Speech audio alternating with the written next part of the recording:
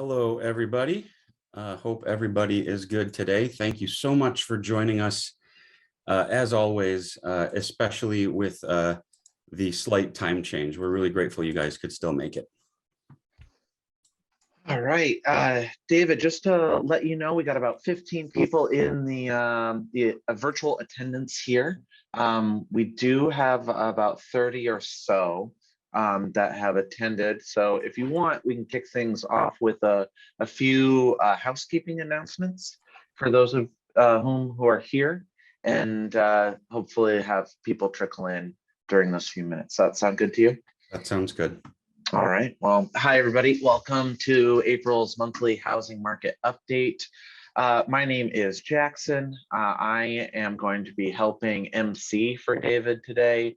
If you have any technical questions or either like about what's happening on Zoom, assistance with that, feel free to chat me. I'll be monitoring that chat. If you have questions for David about the substance of this presentation, go ahead and type those into the Q&A section down at the bottom bar below. Some updates for everybody who is here of things to watch out for in the coming days and weeks at MAR. The most upcoming thing is actually later today. The Young Professionals Network of MAR is hosting a return of their Brews and News that happened all up until the beginning of the pandemic, has been on pause and now is returning.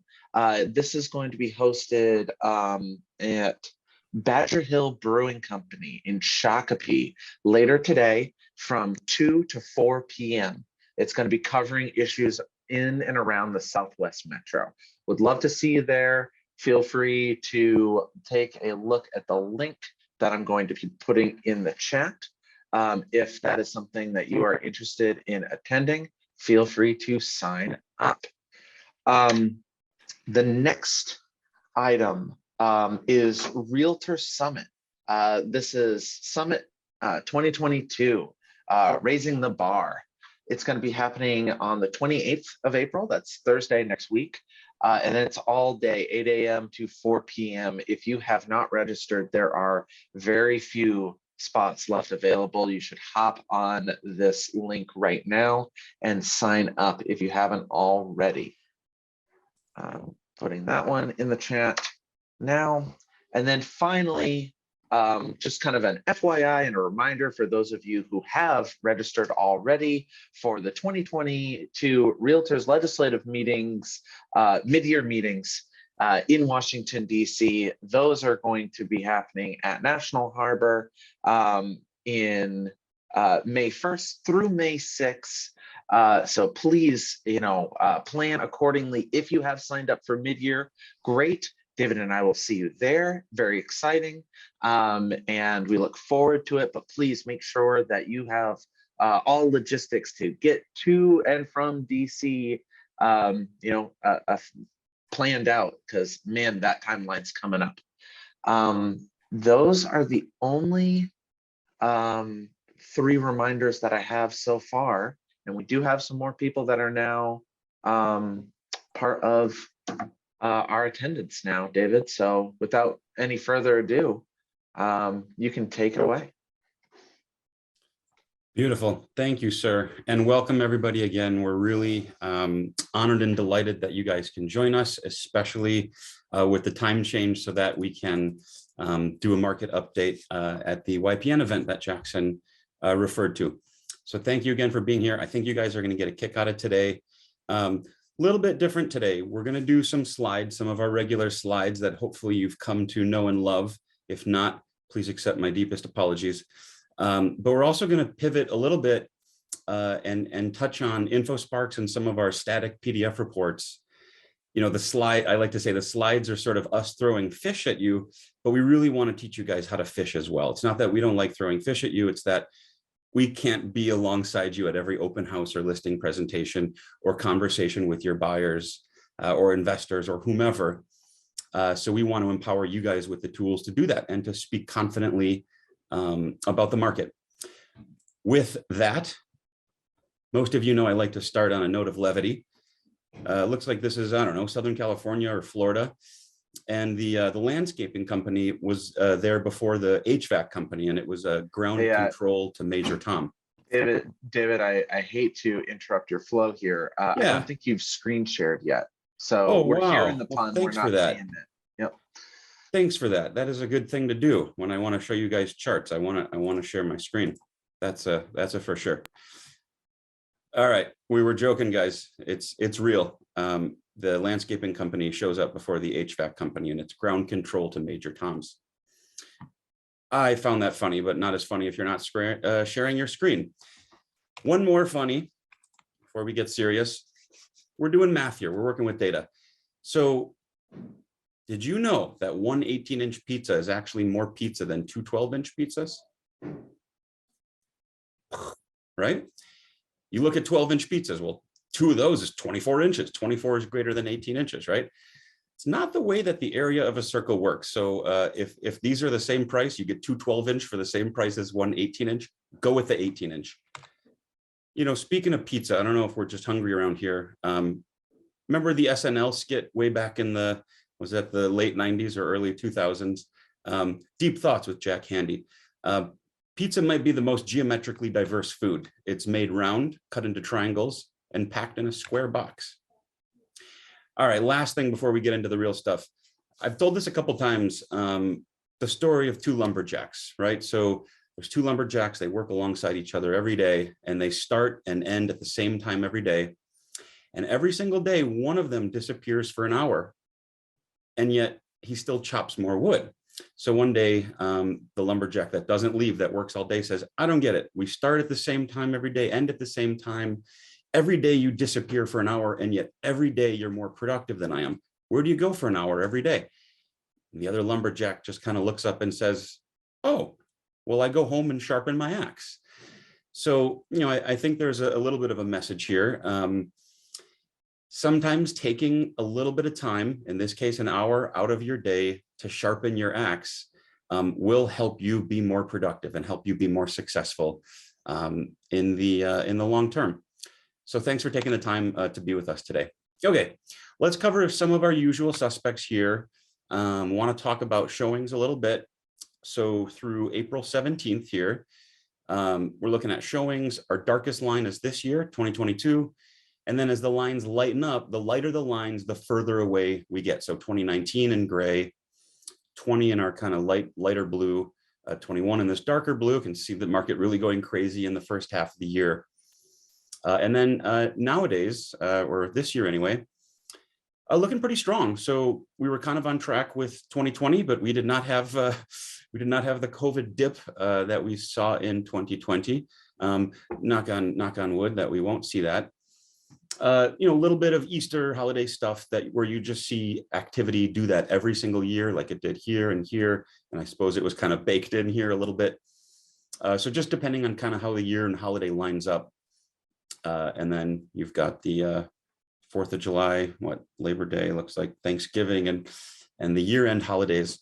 So showing still looking strong, you guys. Definitely on track, not seeing any concerning signs with showings. How about the share of overall activity broken down by price point? So this is where we see some changes by price point, of course. So for the most recent week that ended last week, what did this end on? Sunday? Saturday, yeah, Saturday, Sunday, versus that same week in 2021. So you guys can see the share of showing activity in the most affordable price brackets is down. It has come down. Everything under 300,000, this has been the case for a while now. As soon as you cross the $300,000 threshold, that's where you see the share of showings increase. So from about 17 to 17 and a half, from about 13 almost to 14, 6 to over 8, so on and so forth. Big change in million plus, 1.6 to 2.7. So a really noticeable change there. And then almost a doubling, right? 1.2 to 2.4 would be a doubling in 800K to a million. So we didn't quite do that, but you guys can kind of see where the growth is. So that was 1 year change. Let's do 2 year change. So this is the same week back in 2020. golly, almost chopped in half, sub 200K showings, almost chopped in half from 30 to 15. You guys can see pretty dramatic changes as well for 2 to 250. We had a little bit of an increase actually, perhaps surprisingly, for 250 to 300. And then we see our dramatic gains as we get over 300. Here's more than doubling, right? 4 to 8 would be doubling. We did 3.8 to 8.3. And then look at our real luxury ranges, 800 up to 1 million and then 1 million plus. Absolutely on fire compared to 2 years ago. All that is to say, right, we can also catalog that change. We can visualize that change. Here's where you see everything under 250. We show a loss in showing activity. And this is 2 year, right? We just mentioned that. So remember, this is 2 year. And gee willikers, you guys, look at million plus. That's where you see your 350% increase in showings. Really an unbelievably strong number there. Don't discount 65%. That's 32% per year increase in showing on average. And same with your 4 to 500. Also, what about 40%, 42% per year? Those are big gains. Not all of those will translate into sales gains, right? Not all of those will, but a lot of them will. A lot of them have. I know, okay, Matt already has a thought here. So how many homes? So on an annual basis, and we will get into this, on an annual basis, it's about 1,400, 1,500, but obviously it's fewer per month, can be 60, 70, 80, but we will get into that. So I think Matt's pointing out a good observation. Although we see some of the strongest growth, it's still a pretty small share of the market. So one of the fastest growing segments of the market, but not a huge component of the market, but a growing share, right? So new listings, we've looked at this one. We won't spend a ton of time here, guys, but just know, similar story, 2018, our lightest color all the way through 2022, our darkest color here. We're looking at seller activity, so new listings. Looking a little bit weak this year, looking a little bit weak so far on the seller side. So I think that's compounding some of the frustration that buyers are experiencing, especially the ones who are motivated and are trying to beat interest rates, beat further hikes in rates. I always like to show the 2020, look at how much we flattened out during when COVID arrived, right? We flattened out that summer so much and we skewed toward fall. So spring, summer market really kind of became fall market. And then 2021, also a decent year, but not at 2018 and 19 levels. You can see 2018 and 19 with the strongest turnout when it comes to new listings. So something that we're monitoring closely. And news flash, we need more supply coming onto the market. So one of the reasons we're watching that. How about on the demand side? Again, I shouldn't say I love pointing this out. I think it's such a neat way to visualize it. Although, yes, there were some negative connotations there. So look at 2020, right? Demand usually peaks May, June, July, right? That's when it usually peaks. 2020, demand peaked in September, right? Mid-September, maybe late August, early September. And that doesn't happen, right? Unless there's a pandemic. So just interesting to see demand skew toward the back half of the year. But then how about 2021? Last year, well, demand was crazy strong overall, but you can see a lot of that activity actually in the front half of the year, I suppose also in the back half, but this looks a little bit different on the front half, right? Higher than most other years. Well, all of the other years in this chart. 2022, here we are nowadays. What are we on track with 2018?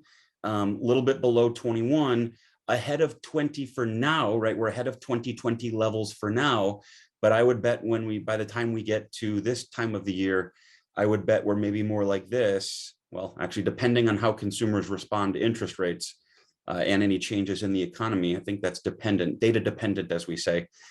But we're looking strong compared to 2020 right now, but we may not be looking as strong compared to 2020 on the back half of the year. We usually do 1 year change, that's 2 year change. The pandemic has kind of changed everything. So we looked at different change. We changed the way we look at change, lots of changes. All right, new listings by price range, guys. 2-year change. Speaking of change, so March of this year versus March of 20. Change in new listings. Wish we had better news. Everything under 350 had less seller activity, fewer new listings. Very slight bump over 2 years. What is that on average? 3% per year for seller activity between 350 and 5.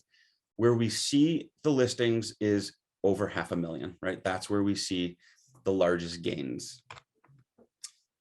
On the pending side, I'm actually somewhat encouraged by the fact that we've seen a little bit of an uptick here on sub 120K, the most affordable end of our market. A lot of those studio condos, 1-bedroom condos, they can be 600 square feet.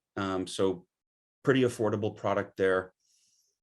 And then Million Plus, our friends in Million Plus, all up almost 250% in signed contracts over 2 years. 100% for 500,000 up to 3/4, and also about 100% for 3/4 up to $1 million. You guys, you can't hide this. You can't mask this. We have seen tremendous, robust growth in the luxury, in the higher end. Let's just annualize this a little bit. So this is all of 21 compared to all of 2020. I love this. I absolutely love just how beautiful and clean the sine curve is, right? Look at how beautiful and clean that is. So overall, down about 1%. However, listings between 500,000 and 3/4 million, up 25%, but down almost 1/3 for 150 up to almost 200K. I mean, nice to see this was at least a little bit flat in that 250 to 350 range, really popular range. And well, up until last month, our median was contained in that range. Now our median is 353, so it's technically in this range. You guys can kind of see how that looked overall. How about on the demand side for 21 compared to 2020? Your 40 to 50% gains are all over 500,000. That's where you see the strongest growth in demand. Nice 21% gain. Don't overlook this. A nice 21% gain for 350 up to 500K. Pretty flat in that 250 to 350, which is encouraging. Fairly flat there.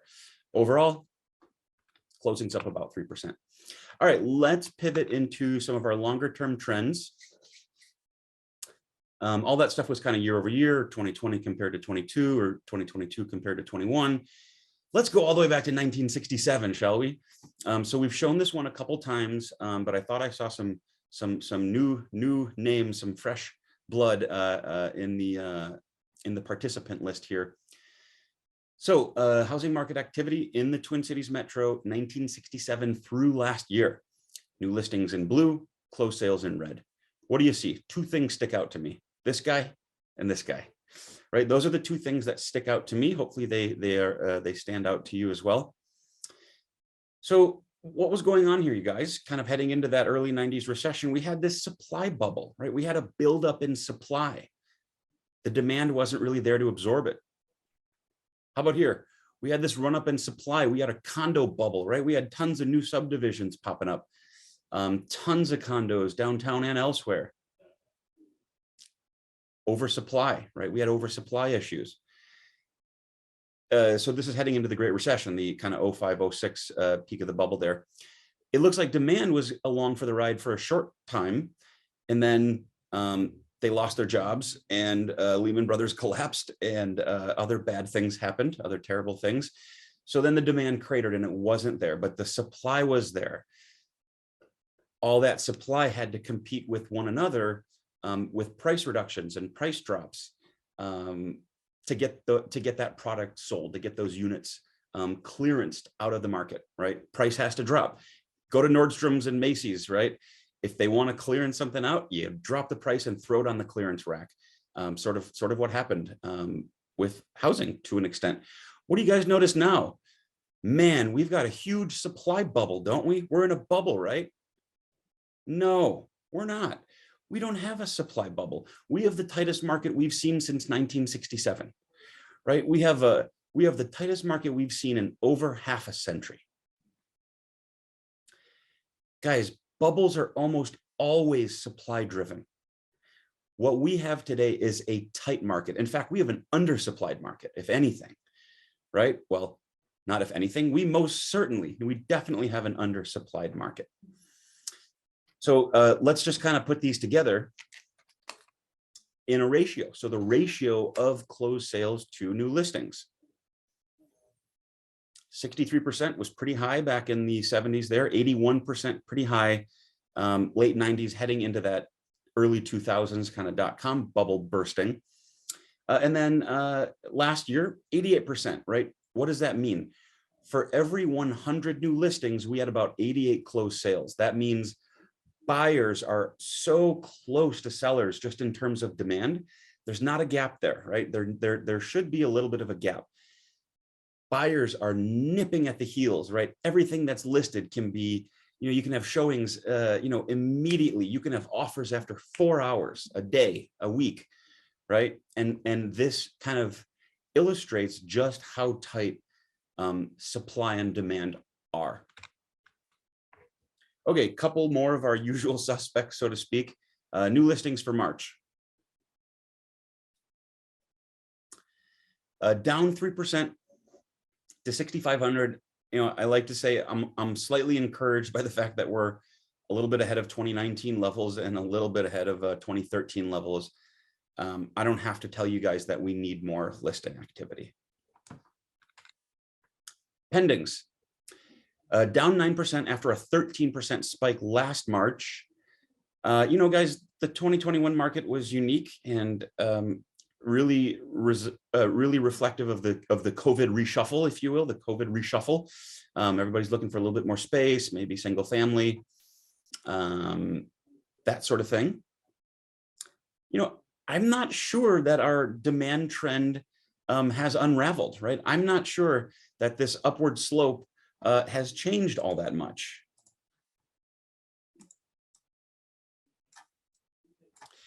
Right? So we've had some years, we've had some ups and some downs and some ups and some downs, but overall, we're kind of holding that trend a little bit. Again, I'm encouraged by the fact that we are above 2019 and 20 levels.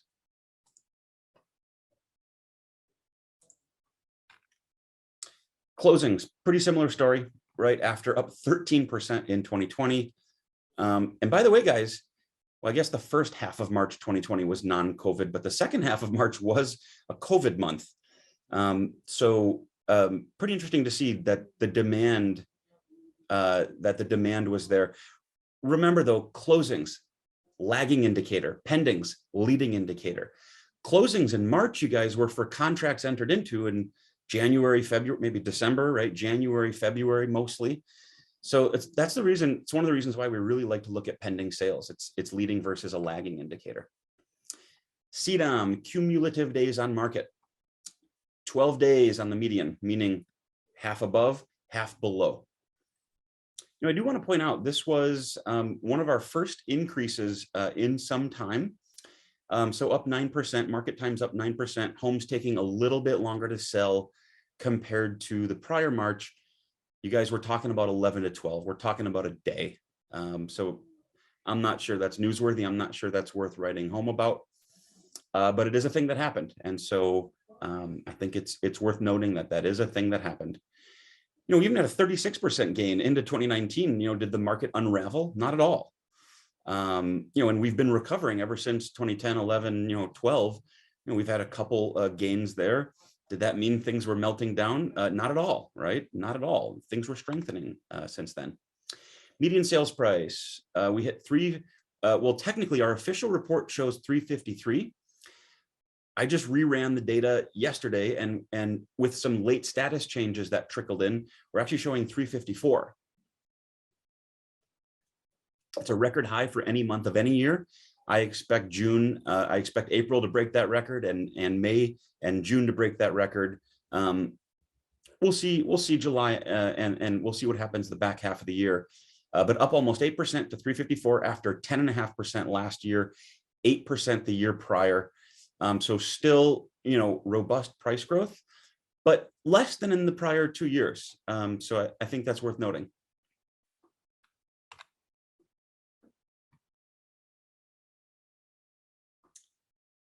We like showing charts. That's how we like to visualize data. We just think it's the best way to, one of the best ways to visualize data. Maps are also up there. Maps, great way to visualize data, especially spatial data, like home prices across neighborhoods or cities. But here we are staring at a table of numbers, so bear with me, guys. Year over year change, median sales price for the whole Twin Cities metro area. Last May, you got it, we did over 16.5%. Last month, right, March of this year, less than half that rate, 7.5%, right? So I was telling you guys, I updated this, now we show a 4, and now this is an 8.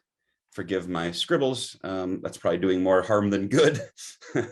So I'll erase that. But guys, price is still rising. Price is still rising at a fast pace, but prices not rising as quickly as they did last May.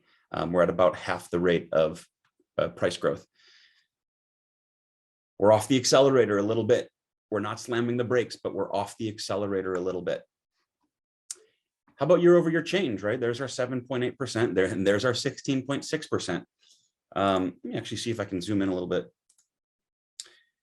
So you guys can see, right, what was going on here. So that was 12 and 13, right? You see really robust price growth after we lost ground in prices. So you saw a lot of that in phase 1 of recovery. You saw a lot of investors and flippers and cash buyers competing with one another for homes after home prices went on sale. Then we kind of normalized a little bit, more of a phase 2 recovery. And then here's the COVID impact, you guys. Here is early 2020. You guys can see, price growth hit 10% plus for a long time. We've been kind of settling back into 7-8%. I suspect we will settle back into 4-5-6% shortly. That's a good thing. That's a healthy thing. That's a sustainable rate of growth. 16% is not a sustainable rate of price growth. How many people do you know whose incomes rise at 16% per year? I don't even know that many people whose income rises at 8% per year. I think most folks are lucky to get 2, 3, or 4%. Hopefully your results are outpacing that. The great mean reversion. So let me bring this one back. I haven't shown this one in a good while. So this one is average sales price, residential listings, average sales price going back to 1960. In blue, you just have just what we said, just that average sales price. Look at what we've done though. Well, hang on. So between 1960 and 2021, the average rate of appreciation before inflation, right, just nominal terms, was about 5.5%. After we adjust for inflation, about 2%. So 5.6, what have I done? I've kind of put upper and lower bounds on that, right? So on the upside, let's go 0.2 up to 5.8. And then on the lower band of the channel, let's go 0.2 down to 5.4. So that's what these channels are. And remember, our average price growth for the last, 60 years is kind of in the middle of that channel. So look, they all start at the same point. And so if we did that 5.6% steady eddy appreciation every year, we'd be right in the middle of that channel. What happened in the early 80s here? Kind of leading up to that hyperinflation of the early 80s. We saw pretty strong price growth, right? Well above our channel. Kind of had to correct a little bit. We hit that upper bound of our channel, and then our housing bubble really took off. So look at how much prices had gotten away from us and really risen above even the top band of our channel. We know what happened after that, right? This was the party. This was our hangover. What's so interesting now is we're not even really back in the channel. So I hear a lot of people talk about bubble and housing is so overpriced and overvalued and oh my God. And the reality is we're kind of just touching that lower band of the channel, right? We belong in the middle of that channel. Here, the pendulum overswung to the upside, and so it had to overswing to the downside, right? That's how pendulums work. They never stop right in the middle, right? At balance, they always overswing. So yes, the rate of price growth has accelerated in the last year or two, but we're still not really back in that channel. I think that's really important. All right, percent of original list price. We had too much fun with price, guys. Back to our regular charts, back to our regularly scheduled programming. So percent of original list price received at sale, at the time of sale, 102.7% last month, compared to 101.9% in March of 2021. Let's just rewind to June of last year, 104.25. I'm not sure if we'll break that, maybe. Maybe not though, but that's worth watching come June of this year. Inventory, how do we do? Down, which is not good because we need to be up, but down less than we have been, which I suppose is a positive if you kind of squint and turn your head a little bit. 5,200 active listings compared to 33,000, 14 years ago. Kind of had some head fakes here, some false breakouts where it looked like supply levels were rising. Nope. A couple head fakes where it looked like supply levels were rising. Nope. And so here we are, 5,200. I'm going to go back to that in 1 second, guys. We've got 1 month of supply. We are shooting for 5. Some say 4, 5, 6. Let's call it 5. And we once had 10 months of supply. That was a buyer's market. Here we are, 1 month of supply. A really, really strong seller's market. We're really leaning towards sellers, favoring sellers. The market favors sellers. Well, in an undersupplied market, the market favors anyone with supply, right? And so sellers have supply. So 1 month of supply, guys. We're looking for 5 months. What do we need to get from 1 month to 5 months? We need to multiply by 5. What does inventory need to do? It needs to multiply by 5. So 5,000. That would put us at about 25,000 active listings, right? That would put us right about here. We are here. We need to be here. We don't actually need to be here, believe it or not. We do need to be here. You know, I suppose we could do the math. So this might only be 5.5 or 6 months of supply, but we're shooting for 5. So we belong here. Some say, well, we need to be even above here. Well, the math confirms we kind of belong here. Still a little bit of confusion. I know this can feel like kind of a heavy metric to explain and a little cerebral, if you will.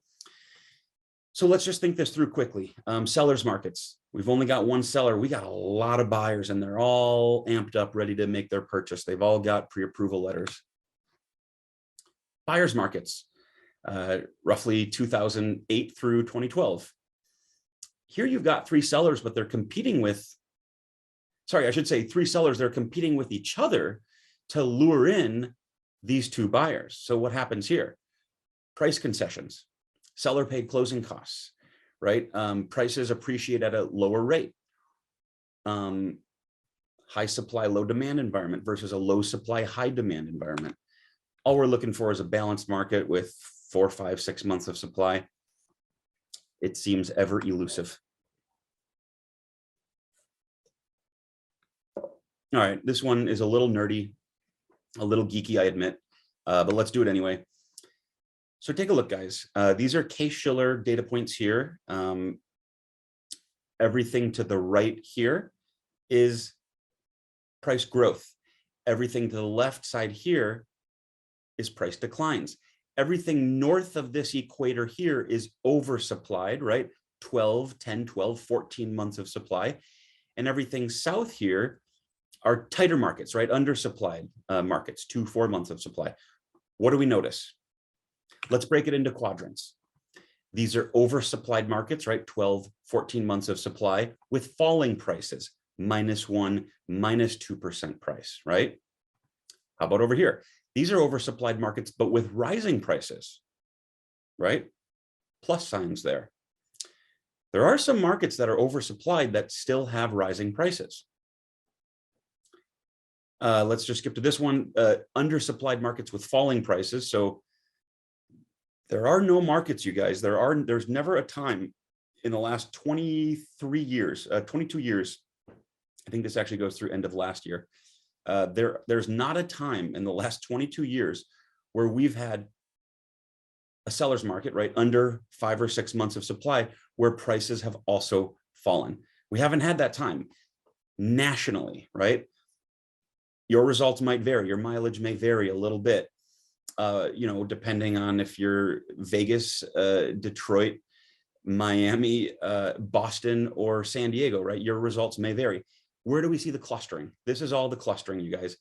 Undersupplied markets with rising prices. This is where we've been living for the vast majority of the last 10 to 12 years. Guys, this is a pretty powerful indicator to me.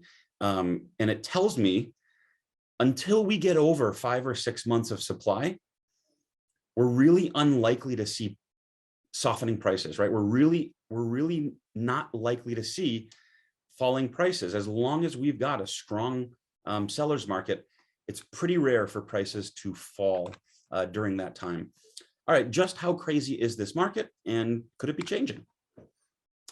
What percentage of sales sell for over or at 100% of original list price?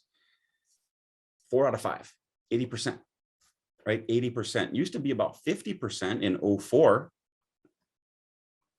Then it was, 60% for a while, 18 through 2020. 80% in 2021. 80%, it's pretty high.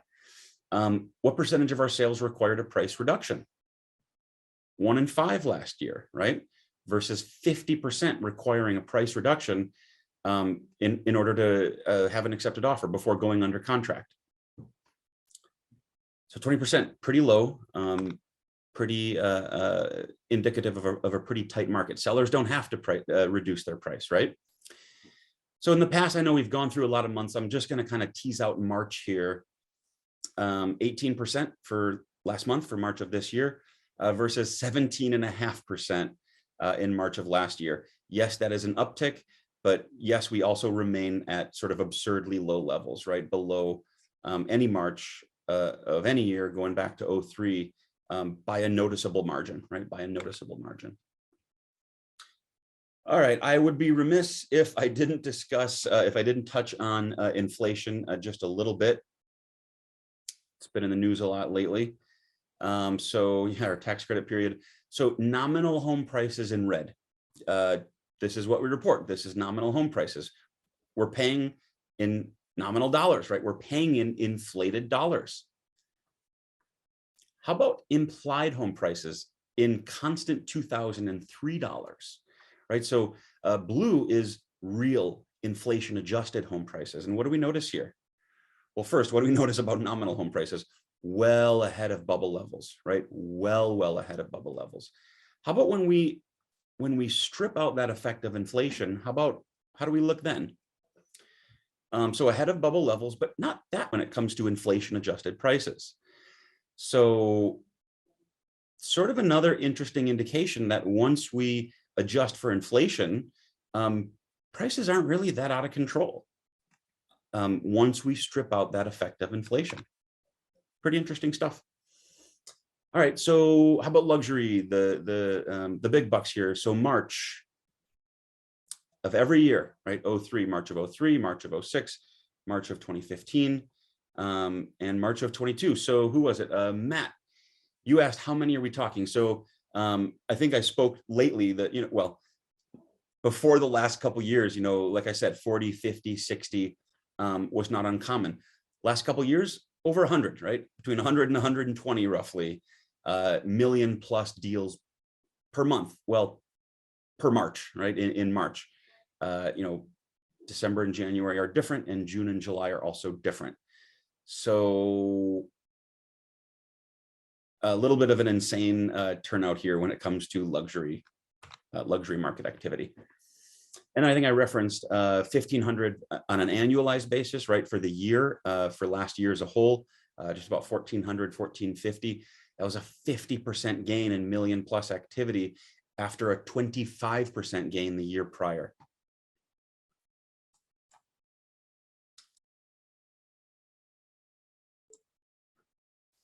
Luxury doing quite well. Affordability, affordability not doing quite as well, especially given the recent rate changes.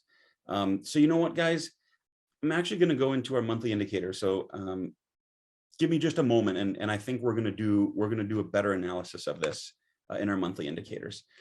How about this guy? Median home price in red. You'll remember nominal prices here in red versus MFI, median family income, in blue. Careful here, these correspond to different axes. This is our home price axis, and this is our median income axis. So check this out. What happened when prices in red sort of crested above incomes in blue? Well, interesting things happened after that, right? Look at this gap. Incomes were stable. Home prices went on sale. Tremendous, tremendous affordability here.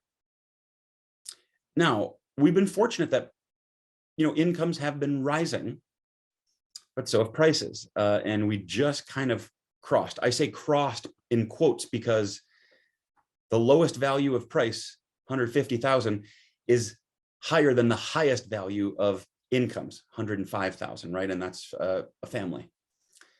So, maybe a little bit of concern here. It's possible this time is different.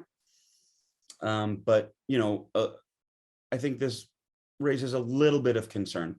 If incomes can continue to rise and prices can rise, but maybe at a lesser rate, I think we could be okay. But this is something that we're watching. All right, let's just touch on our beautiful gem of a core city just briefly. And we're not going to do too much analysis. And I suppose we're actually going to throw in St. Paul. Fine, we'll begrudgingly include St. Paul. I'm just kidding. We love St. Paul. So what percentage of our metro-wide sales take place in either Minneapolis or St. Paul, also known as urban market share, right? The share of sales taking place in one of our core cities. Forgive my Outlook reminder here. Yes, so here's April of 2020, right? Sort of that fateful month. We saw urban market share decline just for a short time, and then we really saw it increase. So here we are, March of this year, highest level since June of 2015. So, we're talking about a 6-7 year high. People aren't leaving the city. People might be buying bigger homes in the city. Some might be, for every one person leaving the city, there might be a person and a half looking to get in. So, we still see demand in the central cities. Yeah, we still do. Believe it or not. All right, at any rate, mortgages, how are we doing? So officially 5% nationally, but this is a little bit dated. I'm sure you guys are seeing folks originated at 5.25. When's the last time we were here? Late 2018, early 2019. Market didn't unravel then, not at all. It strengthened after that, right? So the last time rates were kind of at 5% wasn't really all that long ago, right? Late 18, early 2019. They did not cause the sky to fall, right? They did not cause the market to crash. We are so used to even sub 3%, but especially sub 4% interest rates, that 5% feels like a cut across the chest, right? A sword through the heart, right? Maybe that was a little dramatic, forgive me. We're not accustomed to it, right? So it feels really jarring. Maybe that's what I should have said. It feels jarring. Forget swords. So yeah, we've been here before. It actually wasn't that long ago, but we've also been at 2.67, right? So if we touch 2.5 and we're at about 5, rates are twice what they were, sort of after the depths of the COVID recession and what the pandemic did to our economy, and the unprecedented supportive policy, monetary policy, and fiscal policy from the Fed and from Congress, I should say. How about 06, last time prices were this high or even close to this high? 6.75% interest rates in 06. 6.75. Fascinating. All right, I know we've shown this one a couple times. So median price in blue, and this only goes through 2020, so forgive me, guys. Median price in dark blue, above all-time highs. Mortgage interest rates in light blue. Now they're probably, a little bit more like here, but, they're at multi-decade lows still. And so where does that leave for our monthly PITI payments, right? Well, princess, nice. Principal, interest, taxes, and insurance, princess. Way to go, David. Principal, interest, taxes, and insurance payments. From a payment perspective, housing is still kind of on sale. Right now, again, a couple years old. So, I do suspect if we ran this again, we'd be, here or a little bit above there. But 90% of us have a payment. 10% of us pay cash for a house. So we're payment sensitive, right? All right, I'm going to skip some of the economic stuff here. Yeah, I'm going to skip some of that stuff. And let me switch gears. I promised I would. Let me switch gears into InfoSparks. I really want to spend some time here. Well, roughly 10 minutes.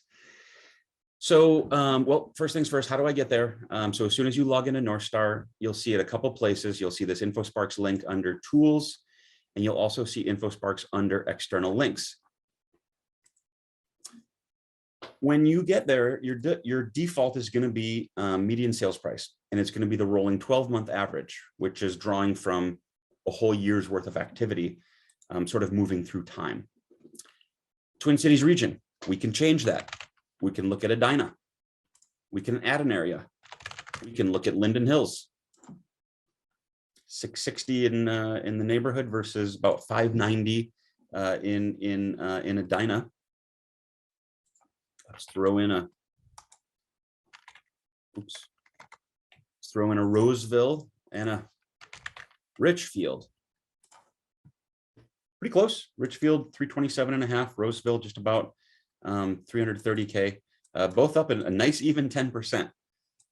Roseville used to be a higher price market for a while, and then everyone who felt like they were priced out of South Minneapolis, what's your next stop? Richfield. So actually Richfield has been giving Roseville a run for its money. I'm not convinced that every Roseville buyer would consider Richfield or every Richfield buyer would consider Roseville, although seems like location matters a lot less nowadays with remote work being a little bit more common. But then again, if I'm a buyer and I'm frustrated and I'm desperate and I have FOMO, I'll buy just about anything anywhere. I'm only kind of kidding, kind of. All right, so we've played with areas, guys. We can look at single family. So overall, the whole market's about 344. Let me do just one click bigger. There we go. So overall 344, but if I say just single family, well, now we're 375, right? So there we are back to our 344. And now let's say just new construction. Well, now we're 460. How about single family new construction? Okay, well, now we're 490. So pretty interesting the way we can, it's pretty powerful the way we can kind of combine filters. In addition to filtering, I can also break out the data. And I'm just going to turn off all and my blended segment here. So we're looking at single family, condos, and townhomes. Let me maximize this a little bit. Single family, there's our 375 up 12%. Townhomes, 270 up 12.5%. Condos bringing up the rear, 195 only up 5.5%. Let's stick with this property breakout here, you guys. Let's go absorption rates. Interesting. Condos sort of fell out of favor a little bit with the pandemic. People were looking for single family and evidently townhomes more so than condos. So look at what happened to condo absorption rates. They actually went over 3 months of supply, about 3.25. Still below, 5 months, that's considered balanced. So still a seller's market, but not a 1.2 months of supply seller's market, right? A 3 months of supply. So not as strong of a seller's market.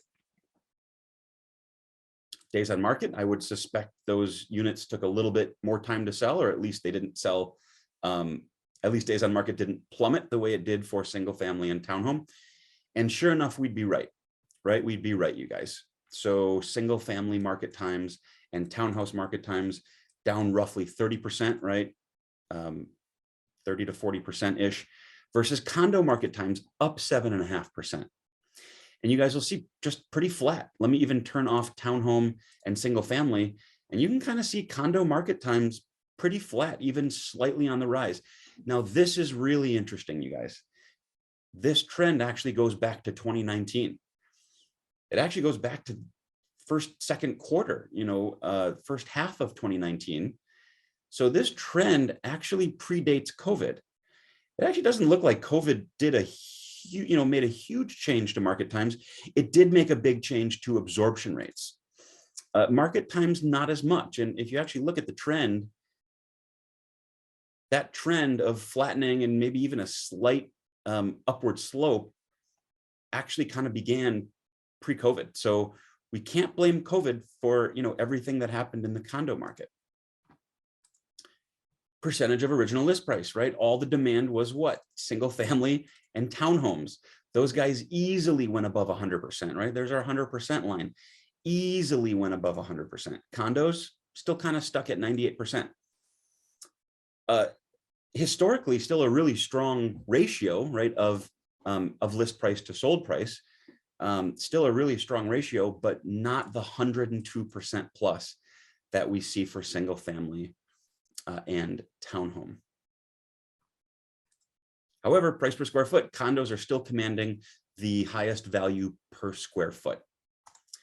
Now, condos tend to have fewer square feet, but you tend to pay more per square foot. Let's look at pendings. And you know what, for this, guys, I'm going to switch from line chart to bar chart. And we're still in our rolling 12-month view. So we can look at just March, but I want to broaden out our analysis a little bit and look at the last 12 months, that rolling 12-month period. Okay, so this is interesting. So signed contracts over the last 12 months, single family, by far the lion's share of our market, but down 5%. Townhomes, also a decent share of our market, but down about 2%. Condos, a small share of our market, but up 13%, right? That's accounted for a lot of the demand growth. Well, let me rephrase that. That segment has experienced the strongest demand growth. It doesn't move the needle a ton kind of on the overall market, but just know that that segment has had the strongest demand of any property type. In fact, the others have lost demand, right, over the last 12 months. It's just with inventory, it's hard. And we're up against a really, really strong 2021 market. So maybe not a huge surprise there. All right, time check. We got about 3 minutes, guys. Let's do a couple more. What do we want to do here? Let's see. Let's take a peek at dollar volume. Why should we care about this one? Let me rephrase the question. How are you guys paid? Are you paid on unit sales, or are you paid on, are you guys compensated based on dollar volume? My understanding is it's either side of 3% of dollar volume, right? Not of unit sales. So dollar volume absolutely soared to all-time highs. We have nearly a $26 billion market. Over the last 12 months, about $26 billion in residential real estate has traded hands, right? Has been exchanged. Pretty interesting trend here, right? Down a little bit after COVID, but then we've absolutely soared higher, but then we've flatlined just a little bit over the last few months. If you actually kind of connect the dots here, guys, kind of between here and here, maybe it's not as extreme of a change, right? So we always have to remember that the last few years have just been extreme and extraordinary. Dollar volume. All right, couple more here, guys. Let's see. Just a couple more over here. Yeah, I guess let's do bedroom and forget dollar volume. Let's do sales.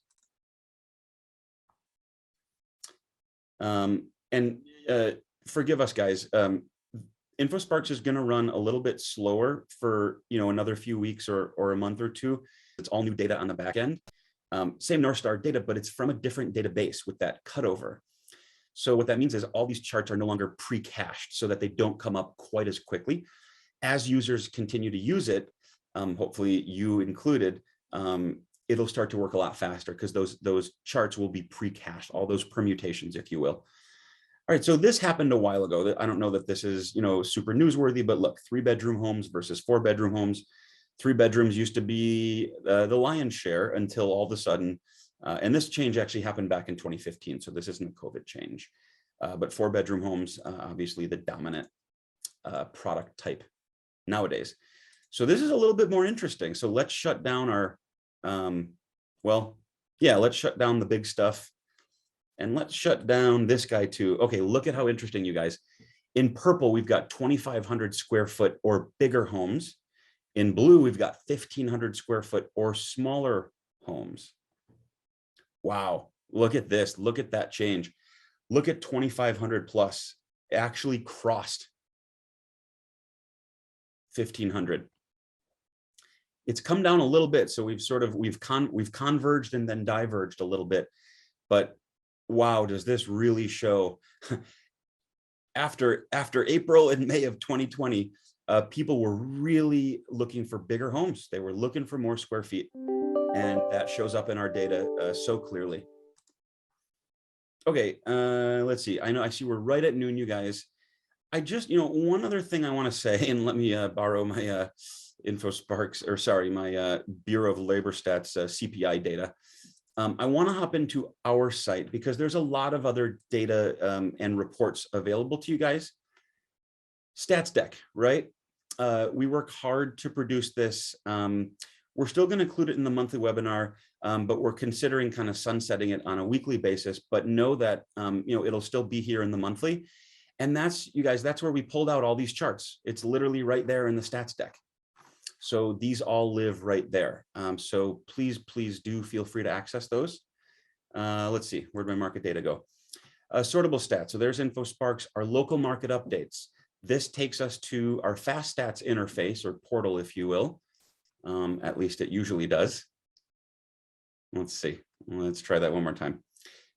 And maybe let's try our Fast Stats link. And that link does not seem to want to cooperate, even though it almost always does. So forgive us for that. We'll reach out to Showing Time and get that fixed. But there's a lot of different stuff here, you guys. We don't have enough time to kind of talk about sortable stats, but just know you can get every neighborhood, every city, every community, and you can sort by sales, and then you can sort by change in sales, right? We can sort by price. Lake Minnetonka, all right, no shock. Southwest Minneapolis, also no shock. But let's see the change. So where are the biggest gainers? Okay, Uptown, University, all right, still Southwest.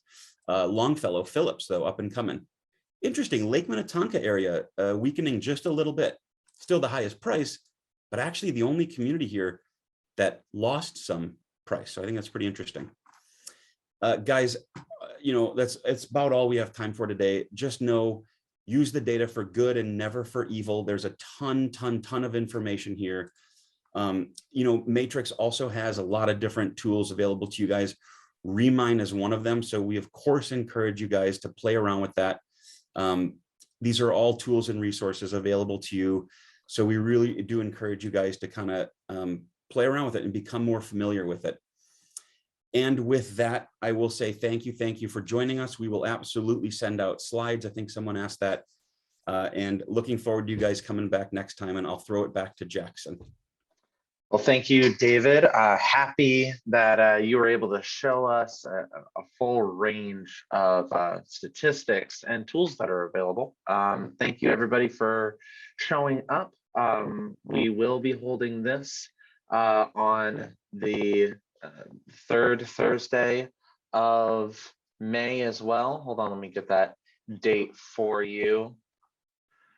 You can find this in the education section of the Minneapolis Area Realtors website. You go to MAR calendar, and we have our monthly housing market update for May on May 19th at 2 p.m. So we will see you all there next time.